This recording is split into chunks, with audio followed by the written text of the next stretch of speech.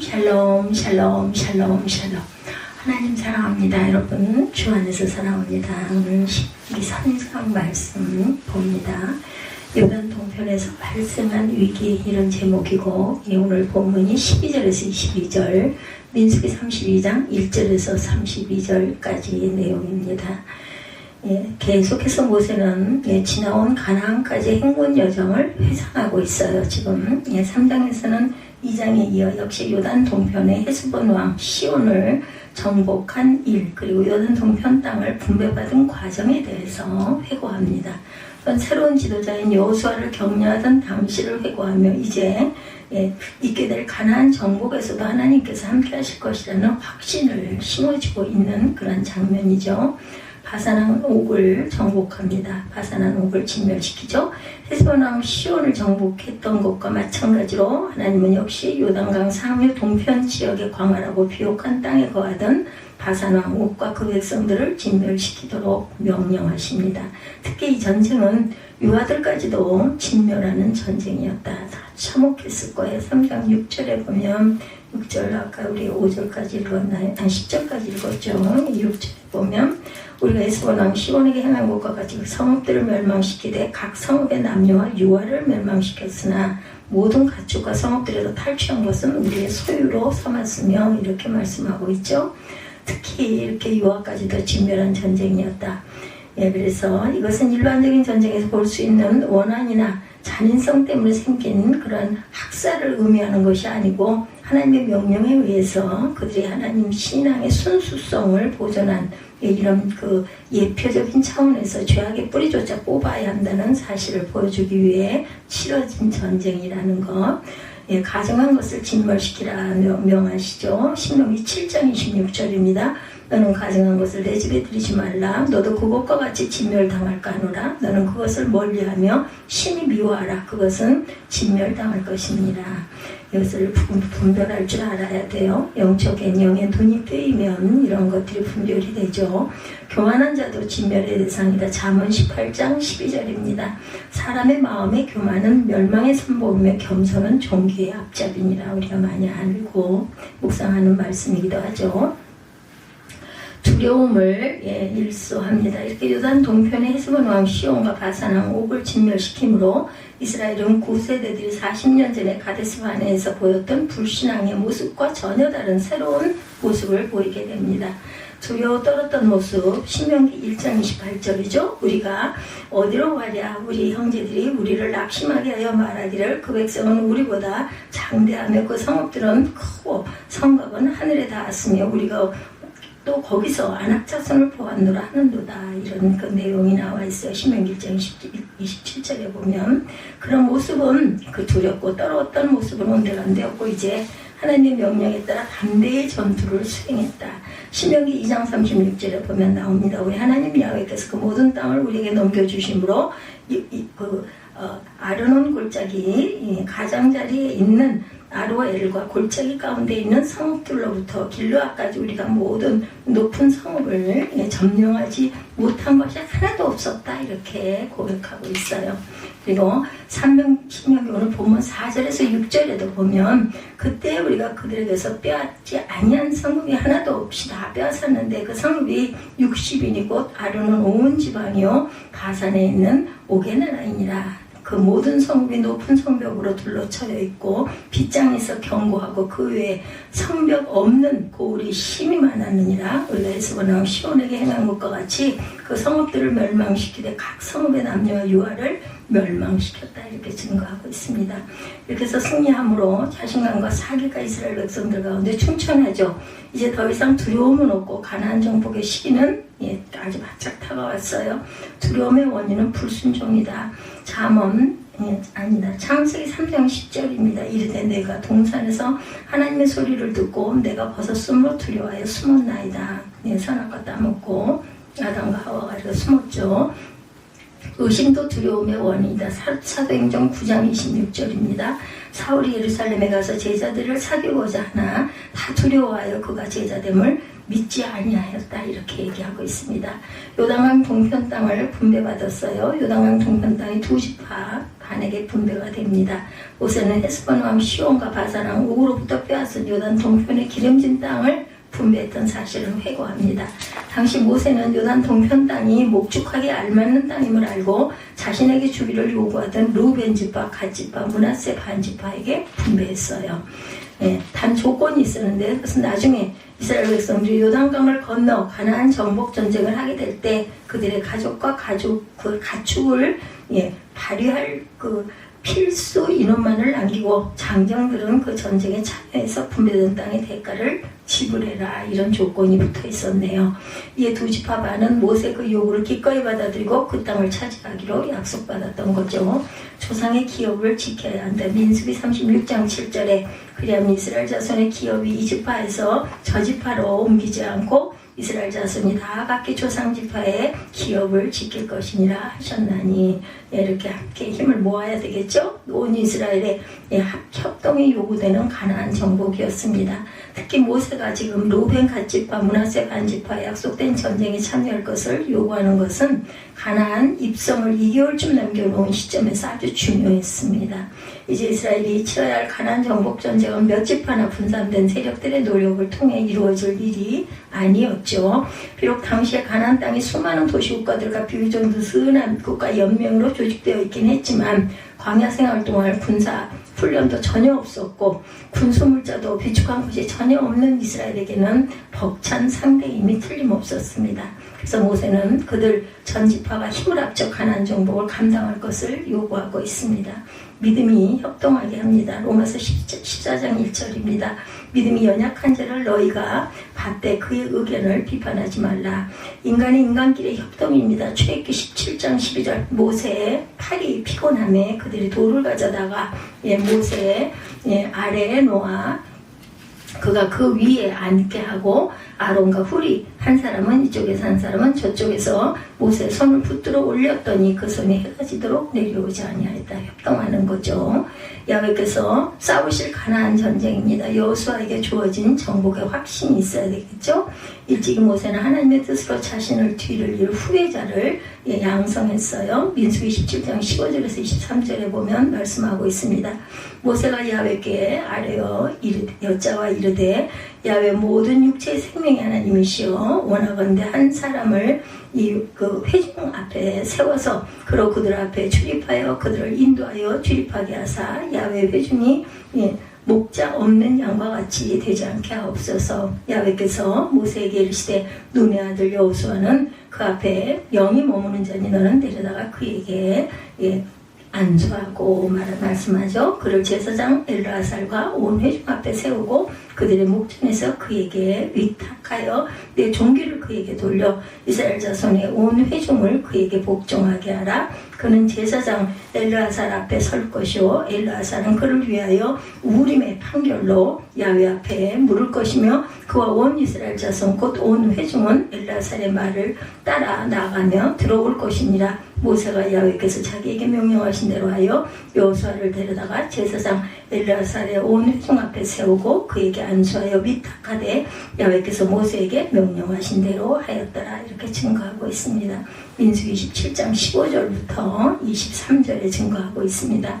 이 시점에서 모세는 그 사실을 회고하고 있어요. 이제 그 이후에 회고하는 거죠. 특히 이러한 모세의 회고는 이스라엘을 40년 동안 이끌었던 모세라는 큰 지도자가 사라진 후 생기게 될 지도자 쟁탈이나 그로 인한 정치적 공백기를 없애기 위해서 확실한 후계 제정의 의도가 반영되어 있습니다.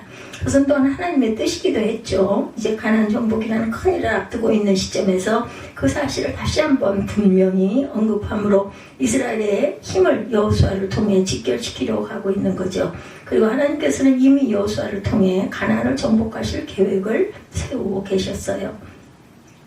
이스라엘 백성은 가나안을 약속받았죠. 출애굽기 3장 8절에 보면 내가 내려가서 그들을 애국인의 손에서 건져내고 그들을 그 땅에서 인도하여 아름답고 광대한 땅, 젖과 꿀이 흐르는 땅 곧 가나안 족속, 헷 족속, 아모리 족속, 브리스 족속, 히위 족속, 여부스 족속의 지방에 데려가려 하노라.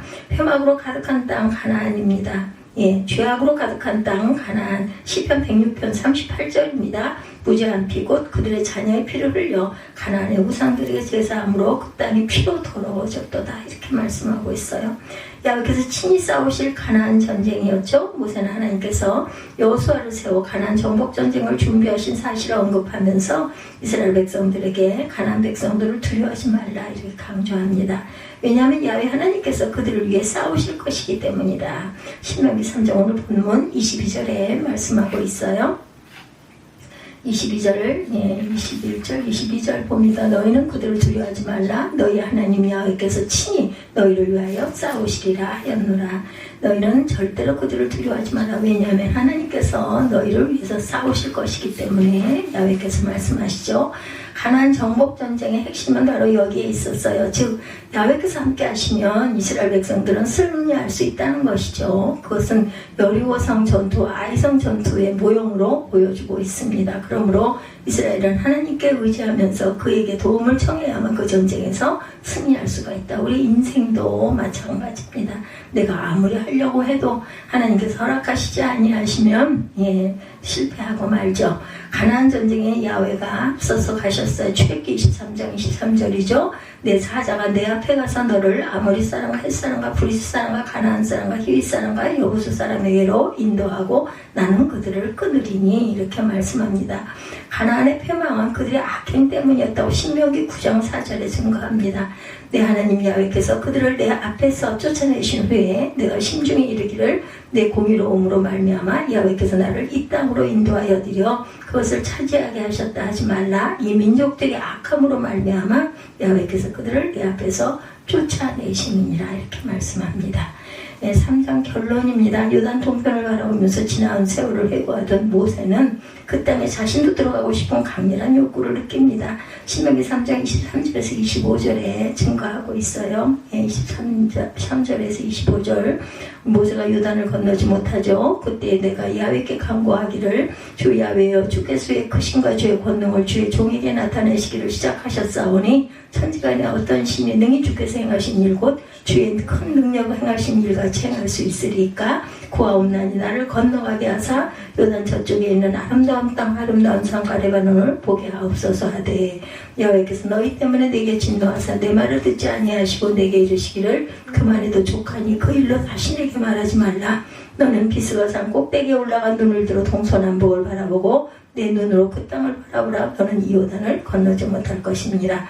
너는 여호수아에게 명령하여 그를 담대하게 하며 그를 강하게 하라. 그는 이 백성을 거느리고 건너가서 내가 볼 땅을 그들이 기업으로 얻게 하리라 하셨느니라. 그때 우리가 뱃볼 맞은편 골짜기에 거주하였느니라. 이렇게 증거하고 있습니다. 모세가 요단을 건너지 못할 것이다 이죠. 하나님의 뜻이 이렇게 확정적이었어요. 그래서 하나님은 여호수아를 통해 그 일을 이루실 것을 다시 한번 말씀하시죠. 이렇게 하나님께서 모세의 간구를 거절하시면 여러 가지로 생각할 수 있겠지만 중요한 한 가지는 가나안 정복 전쟁이 하나님의 새로운 뜻에 의해 전개되는 새 역사가 될 것임을 의미하고 있습니다. 그래서 요단 동편에서 발생한 위기에 대해서 12절에서 22절 중심으로 민수기 32장 1절에서 32절까지의 내용을 가지고 함께 살펴보도록 하겠습니다. 요단 동쪽 지파들에 대해서 나와 있어요. 민수기 32장 1절에서 32절까지의 내용은 요단 동편 땅이 정복이 되었어이죠. 하나님께서는 시온과 옥의 왕들을 쳐부술 수 있게 하셨고 그 땅은 이스라엘 백성들에게 주셨죠. 이제 그 이스라엘에 나아가는 앞에는 장밋빛 미래만이 있을 것처럼 보였습니다. 인생에 관해서 우리가 생각할 때 자주 이런 생각과 반대의 상황에 부딪히는 일을 동시에 겪곤 합니다. 즉 하나님만 믿고 나아가면 아무런 어려움이 없을 것처럼 인생이란 매우 쉬운 것일 것처럼 생각하는 일과 또한 실제로 살아가다 보면 그렇지 않다는 것을 발견하고 어려워하거나 좌절하거나 하는 일을 동시에 겪게 될 때가 아주 많아요. 여러분들은 어떠십니까? 이제 이스라엘은 가나안 땅에 들어가기만 하면 되는 그러한 상황이죠. 그때 오늘 말씀을 보면 요단 동편의 땅을 분배하는 이야기가 나오죠. 요단 동편의 땅은 루벤 지파와 갓 지파 그리고 므낫세 반 지파에게 나눠졌어요. 12절부터 말씀해 보면 이렇게 요단 동편의 땅을 분배하는 기사가 나와 있습니다. 신명기에는 단지 땅을 나눠준 이야기밖에 나오지 않기 때문에 이 배후에 어떤 일들이 일어났는지는 알 수가 없어요. 그러나 우리가 함께 읽은 민수기 32장의 말씀을 보면 이 지파들 땅 분배의 배경에 중요한 사건이 있었음을 우리는 알 수가 있습니다. 이런 굉장히 심각한 결과를 초래할 수 있는 중요한 그러한 일이죠. 그때와 같은 위기, 문제의 발단입니다. 가축 기르기 좋은 장소예요. 민수기 32장으로 넘어와서 어떤 일이 일어나는지 한번 살펴봅니다. 신명기에서는 단지 아르논 골짜기 아로엘에서부터 길앗 산지 절반을 르우벤과 반자손에게 주었고 길앗 나머지 지역과 온 바산 지역은 므낫세 반지파에게 주었다라고만 되어 있는데 신명기만 읽어서는 이 지파별 땅의 배분이 마치 모세가 주권적으로 그렇게 나눠준 것처럼 보이지만 민수기에 보면 이 땅의 분배에 대한 요구가 모세의 주관에 의한 것이 아니라 이 지파들의 요구에 의해서 이루어졌음이 나타납니다. 민수기 32장 1, 2절에 말씀 한번 봅니다. 르우벤 자손과 갓 자손은 심히 많은 가축의 떼가 있었더라. 그들이 아셀 땅과 길앗 땅을 먼저 그곳은 가축에 적합한 곳인지라 갓 자손과 르우벤 자손이 와서 모세와 제사장 엘르아살과 회중 족장들에게 말하여 가로되 그 땅을 달라고 말을 하죠. 이 구절에 보면 이 땅에 대한 요구가 모세의 생각에서 나온 것이 아니라 이 지파들, 특별히 르우벤 지파와 갓 지파 사람들에게서 나온 것임을 알 수가 있죠. 본문은 그들이 가축이 많았기 때문에 가축 기르기 적합한 그 땅을 자신들에게 달라고 합니다. 실제로는 이 지역은 목축하기에 대단히 좋은 지역이었던 것 같아요. 이 지파들이 요구한 땅은 곧 요단 동편에 그들이 정복한 땅들은 남쪽으로는 아르논 골짜기부터 시작해서 북으로는 야복강을 넘어 훨씬 위쪽까지 뻗어 있는 땅이었는데 이 기록들을 살펴보면 이 지역은 굉장히 비옥한 곳임을 알 수가 있어요. 길앗에 대한 기록을 보면 고대 길앗은 수백 개 처에 달하는 옛 성읍들과 촌락들의 잔재들을 뒤덮여 있는 오늘날의 황량한 풍경 가운데 당시 크게 번영했던 흔적들을 보여주고 있다 이렇게 되어 있습니다. 남쪽 아르논 강과 북쪽 야복강 사이 지역을 벨카라고 부르는데 이 벨카 지역에 대해서도 우리는 사방 어디에서나 잘 자란 상수리 나무와 피치타치오 나무들 밑에서 상쾌한 그늘을 발견하게 되는 한편 그 전체의 풍경은 유럽 쪽에 더 가까운 것을 느낄 수 있다.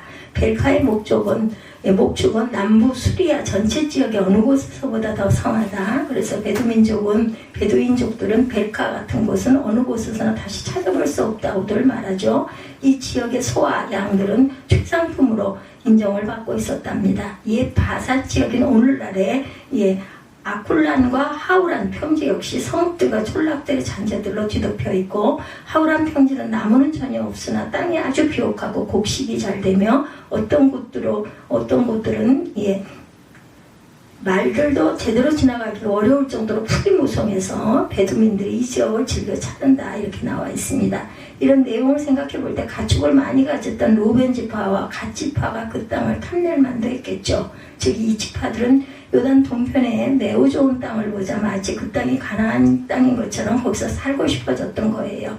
문제의 본질은 생활의 문제가 우선인가? 그러나 사람이면 누구나 그런 생각을 할 수 있죠. 그런 생각이 드는 것이 문제는 아닙니다. 우리들 역시 땅에서 살기 때문에 땅에서 유익한 물질적인 것들을 통해서 소유욕을 느끼고 그것을 가지고 싶어 할 수 있어요. 그런 마음 자체가 대단한 악이라고 할 수는 없죠. 좋은 것을 보고 가지고 싶은 욕구는 그것만으로 놔두면 심각한 문제는 아닐 수 있는데 르우벤 지파와 갓 지파는 눈앞에 있는 것에 대한 소유욕 때문에 중요한 것을 잊어버렸어요. 그래서 죄악을 범합니다. 이 죄는 이제 곧 알게 되겠지만 굉장히 심각한 것이었어요. 5절에서 그들은 이렇게 말합니다. 우리가 만일 당신에게 은혜를 입었으면 이 땅을 당신의 종들에게 산업으로 주시고 우리로 요단을 건너지 않게 하소서. 여기에 심각한 문제점들이 있습니다. 우리 잠깐 돌아와서 민수기 말씀 32장 1절에서 32절입니다. 민수기 말씀 32장 2장 이렇게 놓고 봅니다. 32장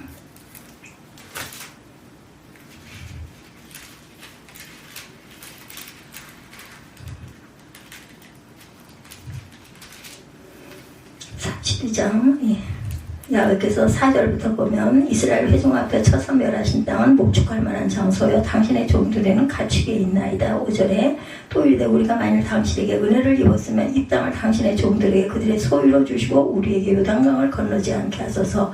모세가 갓 자손과 루벤 자손에게 이르되 너희 형제들은 싸우러 가거늘 너희는 여기 앉아 있고자 하느냐. 너희가 어찌하여 이스라엘 자손에게 낙심하게 하여서 야훼께서 그들에게 주신 땅으로 건너갈 수 없게 하려 하느냐. 너희 조상들도 내가 가데스 바네아에서 그 땅을 보라고 보냈을 때 그리 하였었나니 그들이 에스골 골짜기에 올라가서 그 땅을 보고 이스라엘 자손을 낙심하게 하여서 야훼께서 그들에게 주신 땅으로 갈 수 없게 하였었느니라. 그때 야훼께서 진노하사 맹세하여 이르시되 11절입니다. 애굽에서 나온 자들이 20세 이상으로는 한 사람도 내가 아브라함과 이삭과 야곱에게 맹세한 땅을 결코 보지 못하리니 이는 그들이 나를 온전히 따르지 아니하였습니다. 그러나 그니스 사람 여분네 아들 갈렙과 눈의 아들 여호수아는 야훼를 온전히 따랐느니라 하시고 야훼께서 이스라엘에게 진노하사 그들에게 40년 동안 광야에 방황하게 하셨으므로 야훼의 목전에 악을 행한 그 세대가 마침내는 다 끊어졌느니라. 보라 너희는 너희의 조상의 대를 이어 일어난 죄인의 무리로서 이스라엘을 향하신 야훼의 노를 더욱 심하게 하는도다. 15절에 너희가 만일 돌이켜 야훼를 떠나면 야훼께서 다시 이 백성을 광야에 버리시리니 그리하면 너희가 이 모든 백성을 멸망시키리라. 그들이 모세에게 가까이 나와 이르되 우리가 이곳에 우리 가축을 위하여 우리를 짓고 우리 어린 아이들을 위하여 성읍을 건축하고 이 땅에 원주민들이 있으므로 우리 어린 아이들을 그 견고한 성읍에 거주하게 한 후에 우리는 무장하고 이스라엘 자손을 그곳으로 인도하기까지 그들의 앞에서 가고 이스라엘 자손이 각기 기업을 받기까지 우리 집으로 돌아오지 아니하겠사오며 우리는 요단 이쪽 곧 동쪽에서 기업을 받았사오니 그들과 함께 요단 저쪽에서 기업을 받지 아니하겠나이다. 모세가 그들에게 이르되 너희가 만일 이 일을 행하여 무장하고 야훼 앞에 가서 싸우되 너희가 다 무장하고 야훼 앞 수도단을 건너가서 여호와께서 그의 원수를 자기 앞에서 쫓아내시고 그 땅이 야훼 앞에 복종하게 하시기까지 싸우면 야훼 앞에서나 이스라엘 앞에서나 무죄하여 돌아오겠고 이 땅은 야훼 앞에서 너희의 소유가 되리라마는 너희가 만일 그같이 아니하면 야훼께서 범죄함이니 너희 죄가 반드시 너희를 찾아낼 줄 알아라. 너희는 어린아이를 위하여 성읍을 건축하고 양을 위하여 우리를 지으라. 그리하고 너희의 입이 말한 대로 행하라. 이렇게 24절까지 말씀하고 있는 게 나와 있습니다. 그래서 당신에게 은혜를 입었으면 이 땅을 당신의 종들에게 산업으로 주시고 우리로 요단을 건너지 않게 하소서. 이런 심각한 문제점들이 있었어요. 그들은 그 땅을 차지하고 요단을 건너지 않으려고 했어요. 좋은 땅을 보고 소유하고자 하는 마음이 생긴 것은 이해할 수 있는 일일 수도 있죠. 그러나 지금 마음은 가장 중요한 사실을 잊어버렸어요. 이들은 지금 이스라엘은 무엇을 쟁취하기 위하여 가고 있는 것일까? 이스라엘은 지금 하나님께서 약속하신 약속의 땅을 향해 가고 있어요. 민족의 땅이라는 것이 이스라엘과 우리에게는 무엇을 의미하는 것일까? 그것은 단지 이 땅의 풍요, 물질의 부여, 살기에 좋은 곳만 가리키는 것일까? 이스라엘에게 있어서 약속의 땅은 단지 생활의 필요만을 충족시켜주는 것인가? 오히려 중요한 것은 하나님께서 주신 약속이 중요하죠.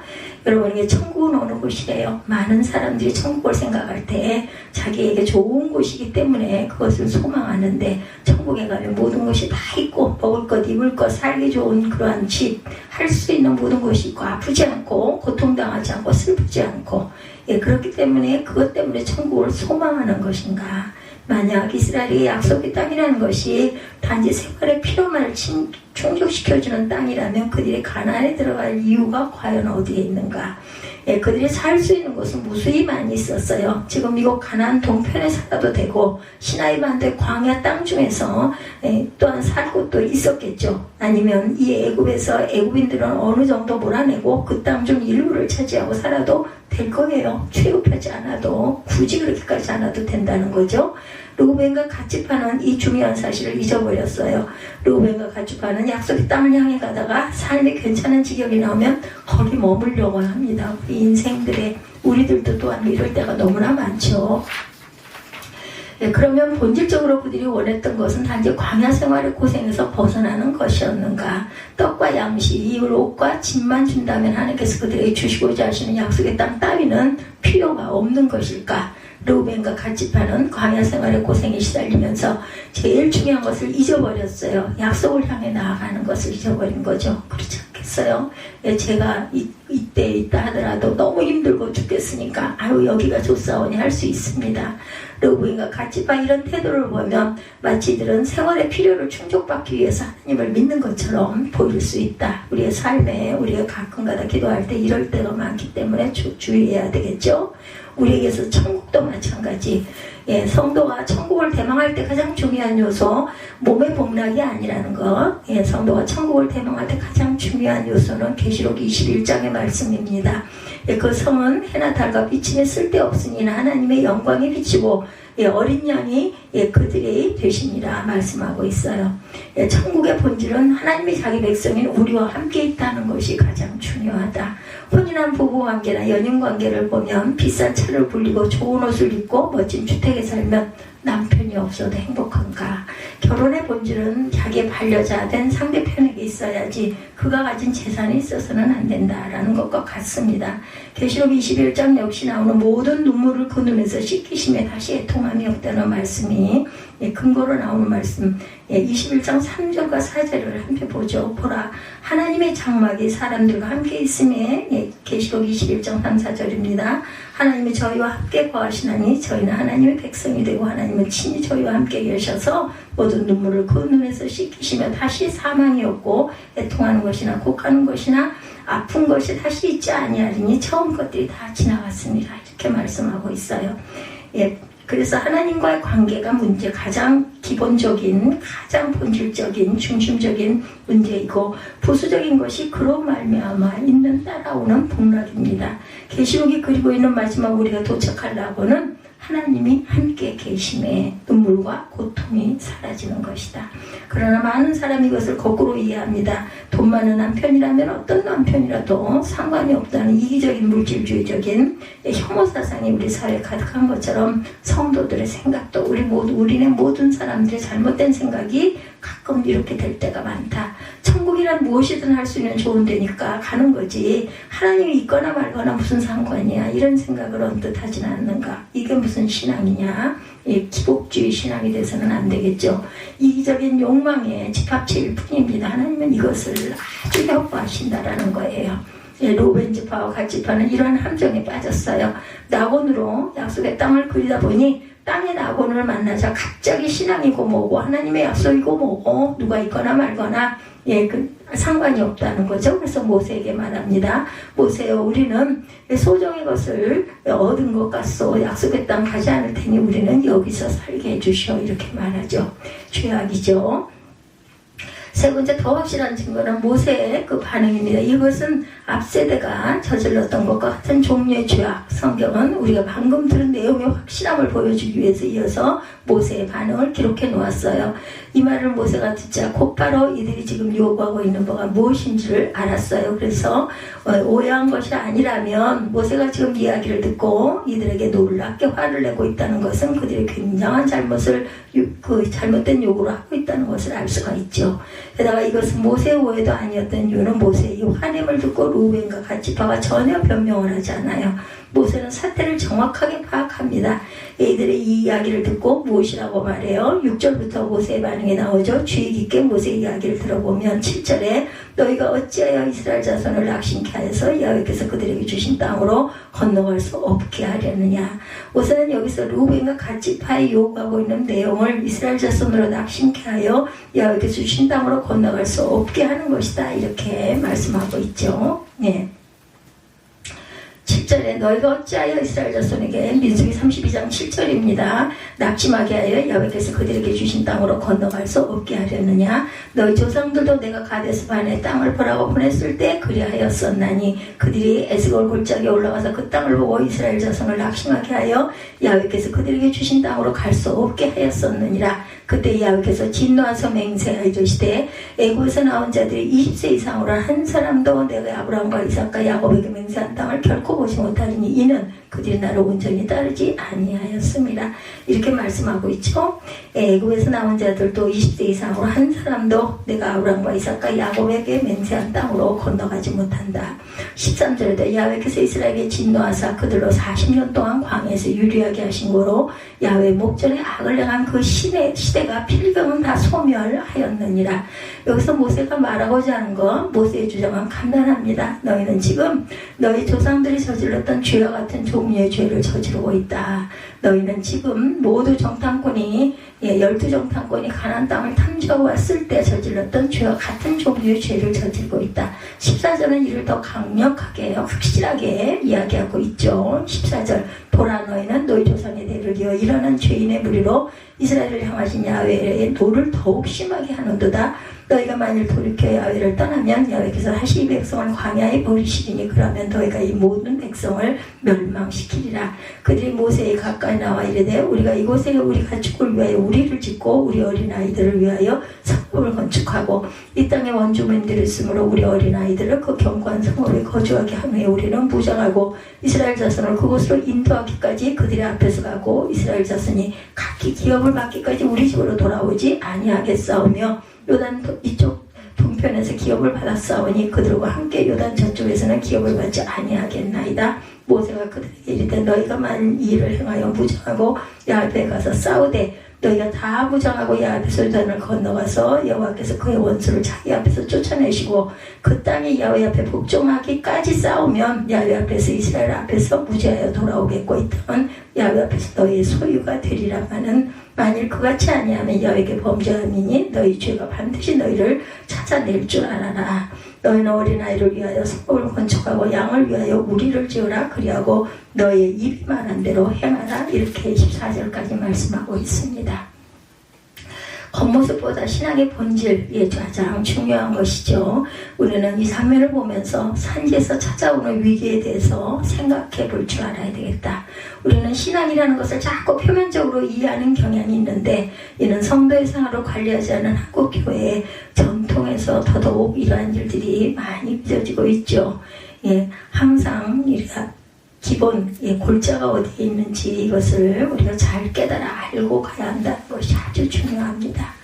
그래서 항상 보면은 성도는 살다가 보면 누구나 위기를 만나요. 그죠? 사업적으로도 또한 건강으로도 자녀로 가족적인 부분에서도 오늘 말씀에서의 위기, 르우벤과 가치파의 경우 겉으로는 약속의 땅을 향하고 가고 있는 것 같지만 속마음의 내용은 다른 것으로 바뀌어 썩어 들어가고 있었던 것에 해당된다. 단지 다른 지파들도 이들 지파들도 모두 겉으로 볼 때는 똑같은 방향을 향해 가고 있지만 가나안 땅을 정복하려 하고 있는 거죠. 그러나 르우벤과 가치파는 좋은 땅을 발견한 자 그들이 지금 쫓고 있는 목적이 하나님의 약속이 아니라 이 땅의 풍요로운 물질적 복이라는 것이 드러나고 있습니다. 그런데 이 시대에 이 사람들에게만 우리가 돌을 던질 수가 없어요. 우리 또한 그럴 때가 얼마나 많은지요. 그죠? 그들도 애초에 약속의 땅을 바로 보았을 것인데 지금 싱싱한 약속의 상상한 약속의 땅은 하나님으로 말미암아 풍요로운 땅이 아니라 먹고 살기 좋고 풍요로운 약속의 땅이었다는 것이죠. 이럴 수가 있습니다. 이것은 결정적인 상황이 올 때 나타나죠. 겉으로 보아서는 모두 다 약속의 땅을 향해 가고 있는 것처럼 보였는데 결정적으로 삶의 문제와 연관됐을 때 본성이 나온다. 나는 약속의 땅에 관심이 없고 내가 먹고 사는 일에만 관심이 있다라고 이렇게 나오게 된다. 성도들은 항상 이 문제를 주의해야겠다는 것. 자기 스스로조차도 겉모습만 보아서 내가 무엇을 쫓고 있는지 모를 때가 많아요. 그러나 우리는 늘 이 함정에 빠질 수 있음을 유의해야 된다. 우리는 연약한 인간들입니다. 게다가 물질적으로 필요해요. 그죠? 자기 육신의 안락함, 좀 편안하게 쉬고 싶고 이런 함정이 누구라 할지라도 빠질 수 있는 함정이면 누구도 예외가 될 수 없다는 거. 열심히 돈 벌어서 하나님께 매달 100만 원씩 11조를 드리는 것이다. 이렇게 말을 했어요. 어떤 분이 실제로 어느 청년이 이렇게 말했던 내용인데 겉으로 보아서는 이 청년은 아주 신실한 것처럼 보이는데 수입이 많아도 헌금을 하지 않는 사람에 비하면 아주 신실한 사람이죠. 그러나 잘 생각해 봤을 때 이 청년의 진정한 목적은 11조를 하는 데 있겠나 아니면 그것을 빙자해 더 많은 수입을 얻고 싶은 것일까?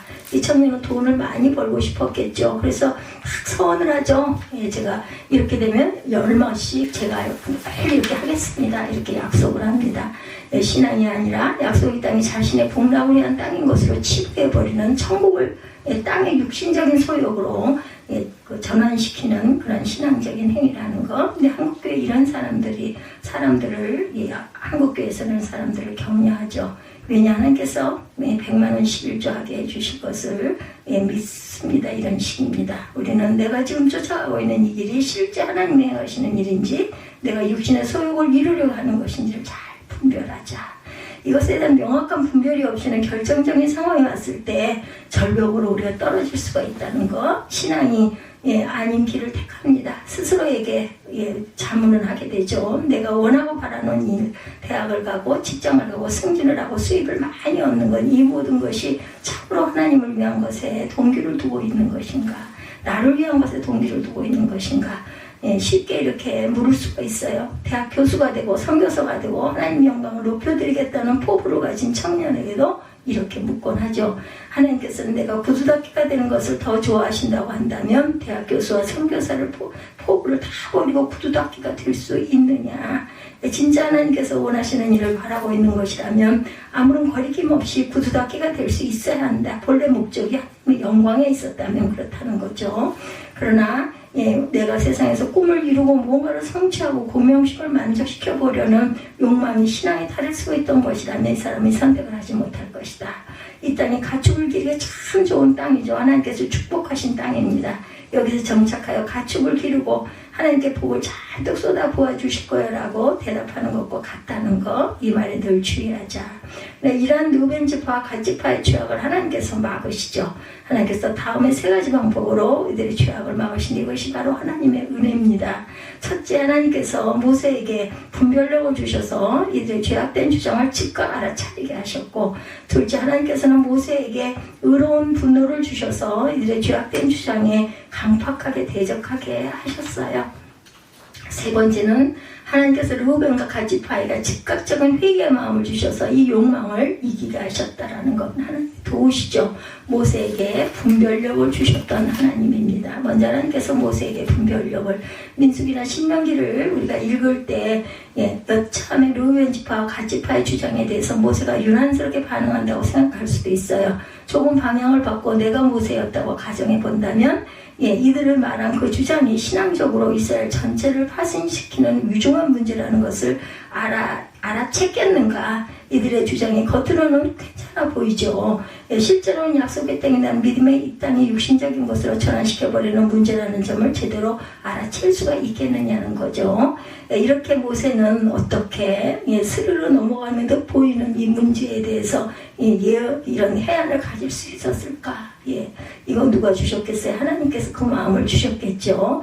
다른 지파와 형평성의 문제를 생각하게 하겠지만 요단강 이편 가나안 땅이 들어가기 전에 우리 땅이 된 것을 분배받는 것 아무런 하자가 없다, 이런 생각이 들 수도 있다는 것. 그러나 모세는 날카롭게 그들의 배후에는 욕망을 꿰뚫어 압니다.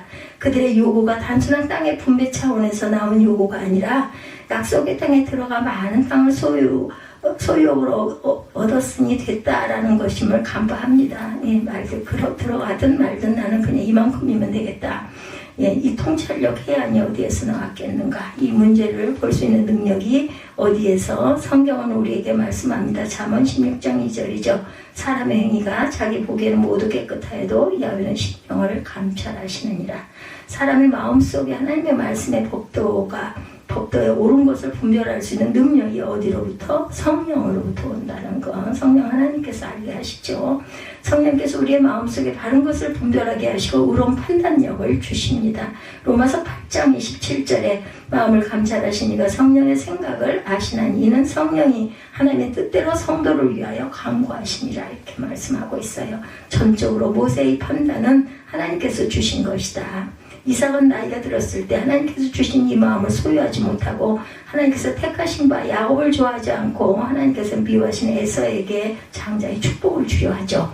이것은 성령의 말씀하심에 어두운 그 증거라는 거, 우리가 신앙의 참된 분별력을 갖게 되는 것은 하나님께서 성령의 말씀하심을 통하여 우리 심령이 조명하였을 때입니다. 우리 마음이. 그러므로 성도 늘 이것을 기도할 줄 알아야겠다. 바울이 에베소 교회를 위해서 무엇을 기도했어요? 에베소서 1장 17절에서 19절입니다.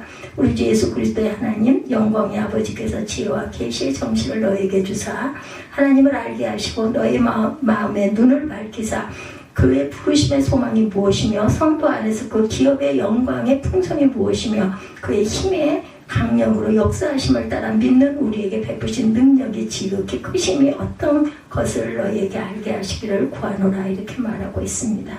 우리는 이것을 구하고 기도할 줄 알아야겠다. 분별력은 모세가 스스로 가진 것이 아니라 하나님께서 성령을 통하여서 주신 것이라는 것. 모세에게 또한 의분을 주신 하나님입니다. 둘째 하나님께서 모세에게 의로운 분노를 주셨어요. 흔히 모세를 그의 청년 시절에 애굽 사람을 쳐 죽인 일 때문에 성격이 급하고 불같은 사람이라고 생각하는 사람들이 많은데 성경은 모세를 평가할 때 이 사람 모세는 온유함이 지면의 모든 사람보다 승하도다. 민수기 12장 3절에 이렇게 증거하고 있습니다.